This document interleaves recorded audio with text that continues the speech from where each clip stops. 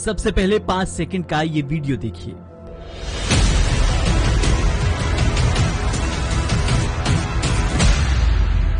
इसमें एक चौंकाने वाला सच छुपा है। भारत बांग्लादेश बॉर्डर पर कुछ इस तरह से कैटल स्मगलिंग होती है, लेकिन अचानक ये कैटल स्मगलिंग की बात क्यों?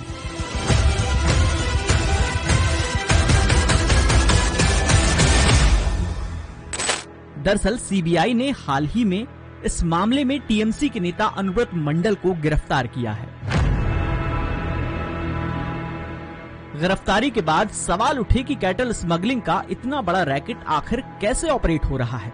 इस पूरे मामले की इन्वेस्टिगेशन के लिए हम 1500 किलोमीटर का सफर तय करके भारत बांग्लादेश बॉर्डर तक पहुंचे।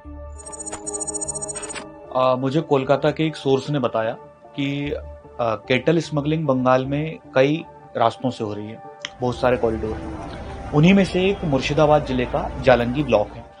जालंगी पहुंचने के लिए हमने कोलकाता से नेशनल हाईवे 34 पकड़ा। कुछ ही देर चलने के बाद नॉर्थ 24 परगना जिला, काफी बड़ा जिला है कोलकाता का, वो शुरू हो गया।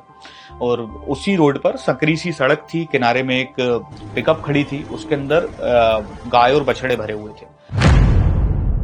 और उसके बाजू में पिकअप के साइड में 2 पुलिस वाले खड़े थे जो ड्राइवर से कुछ बातचीत कर रहे थे। तो जैसे ही मैंने वहां गाड़ी रोकी तो पुलिस वाला दौड़ के हमारी तरफ आया और उसने कहा कि आप यहाँ क्यों रुक गए?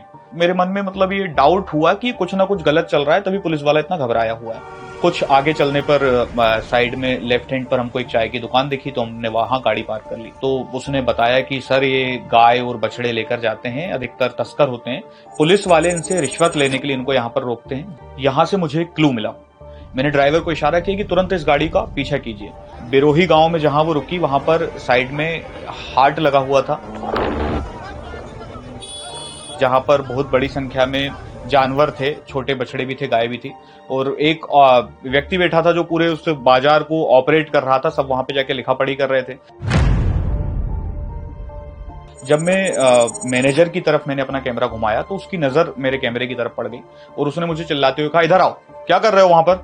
उसके जो साथ के लोग थे उन्होंने चारों तरफ से मुझे घेर लिया। तो मैंने उसको वहां पर जाके बोला कि सर मैं तो टूरिस्ट हूं, मैं देखने आया हूं, मैंने ऐसा मार्केट पहले कभी देखा नहीं, तो इस कारण मैं फोटो वीडियो ले रहा था। इस हाट का किस्सा होने के बाद हम लोग जालंगी के लिए निकले, मुखबिर के साथ बॉर्डर पर गए। अभी मैं भारत बांग्लादेश बॉर्डर पर हूं। आप मेरे पीछे जो नदी देख रहे हैं उसे पद्मा नदी कहा जाता है। इसे क्रॉस करते ही बांग्लादेश शुरू हो जाता है।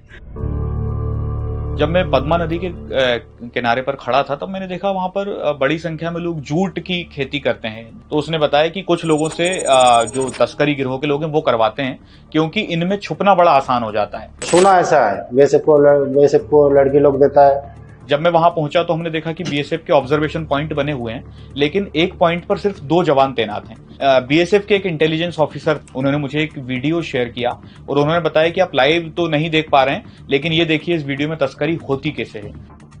एक और इंटरेस्टिंग फैक्ट कि जिस भी चीज की तस्करी होती है उसका सबका कोड वर्ड तय है।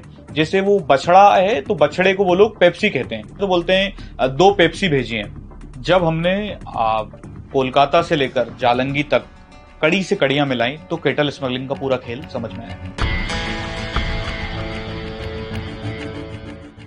सरकारी आंकड़े कहते हैं कि 2018 से गायों की तस्करी में तो कमी आई, लेकिन बछड़ों की डिमांड बढ़ गई है। कैटल स्मगलिंग पर हमारी इस इन्वेस्टिगेशन में सामने आया कि इस पूरे नेक्सस में 4 किरदार सबसे अहम हैं: बीएसएफ, पुलिस, कस्टम और स्मगलर। हालांकि इस पूरे मामले में बीएसएफ और पुलिस की ही भूमिका संदिग्ध है, क्योंकि ऐसे कई केस सामने आ चुके हैं जिनमें रिश्वत देकर तस्कर यहां तक पहुंचते हैं और यहां से मवेशियों को बांग्लादेश तक पहुंचाते हैं।